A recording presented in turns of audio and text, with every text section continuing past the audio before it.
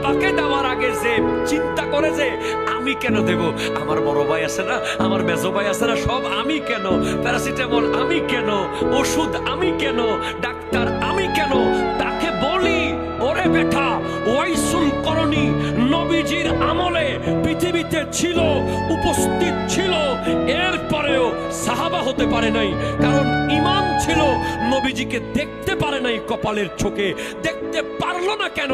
বারবার যেতে চেয়েছে। আমার নবী বলেছে আসিস না, তোমার মায়ের খেদমত করো, তোমার মায়ের খেদমত করলে আমি নবী রাজি হয়ে যাব। তাইলে ওয়াইসুল করণী সাহাবা হওয়াকে স্যাক্রিফাইস করেছে মায়ের জন্য।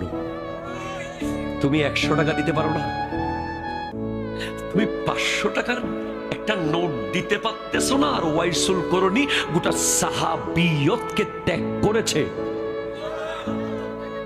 মাকে রাজি করার জন্য, বাবাকে রাজি করার জন্য। তুমি এটা একটু মাথায় নিয়ে আজকে যাইও, যখন তোমার হাত কাঁপবে মা বাবাকে টাকা দেওয়ার সময়, তখন তুমি ওয়াইসুল করণীর কথা ভাবিও। শুধু মায়ের সেবা করার জন্য সাহাবী হতে পারে না।